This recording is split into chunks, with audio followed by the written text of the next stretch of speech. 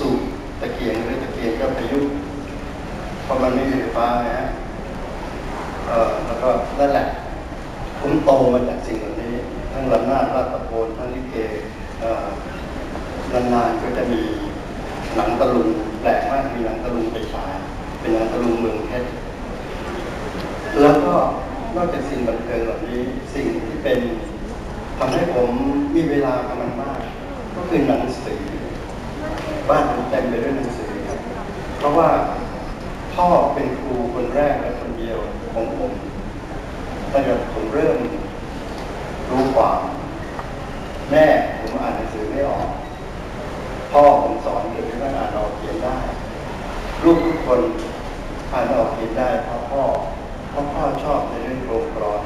พ่อจะเขียนโครงสุภาษิตติดตามฝาบ้านเขียนเป็นชอบด้วยผ่านแล้วก็สอนให้ผมท่องตั้งแต่ผมไม่อ่านหนังสือไม่ออกพ่อบอกนี่โครงสุภาษิตเช่นโครงกระตัวเพื่อนกินหาง่ายเพื่อนตายหายากเพื่อนกินสิ้นซับแล้วแหนดีหาง่ายหลายหมื่นมีมากได้เพื่อนตายถ่ายแทนชีวาหายากปากปีแค่ยากแท้จัดหาพอพ่อชี้ผมก็ท่องเป็นนกแก้วนกทองจำได้หมดแกก็ท่องไปเรื่อยๆจนมันแทบจะหมดที่จะเขียนผมก็ท่องไปที่ยังอ่านไม่ออกแล้วพ่อก็แต่งกอไก่ให้ผมท่องกอไก่ของพ่อขึ้นต้นว่า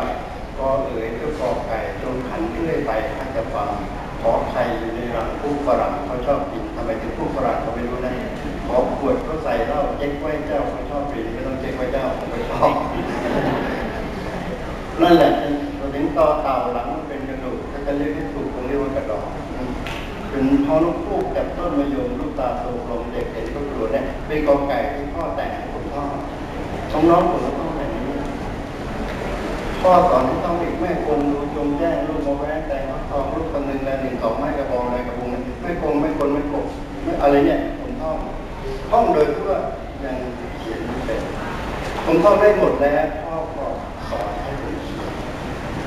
เขียนให้กับกอไก่ของไข่เป็นผสมตัวแม่คงไม่คนอะไรจนกระทั่งอ่านหนังสือออกอ่านออกเขียนได้ผมที่เข้าโรงเรียนฉะนั้นพ่อจึงเป็นครูคนแรกของผมน้องผมทุกคนก็โตมาด้วยวิธีการเรียนแบบนี้จากพ่อนั่นแหละความบันดาลใจของผมเมื่อจบป .4 สมัยก่อนมีแค่ป .4 ผมก็ถูกส่งให้มาเรียนมัธยมในเมืองก็ไม่อยู่กับป้าแล้วก็บ้านผมเป็นวิกฤตเสาร์อาทิตย์ผมก็กลับบ้านแล้วตอนนี้ผมเริ่มเป็นวัยรุ่นแล้วนี่ก็ไปหลงรักนางเอกลิเกที่มาเล่นที่บ้านผมนั่นแหละโอ้ยหลงรักมากๆเลยครับแล้วนางเอกดูก็ดูจะมีเห็นเด็กคนนี้มันจะน่าเอ็นดูนะเอาอะไรที่เขาจะต้องแต่งตัวนะ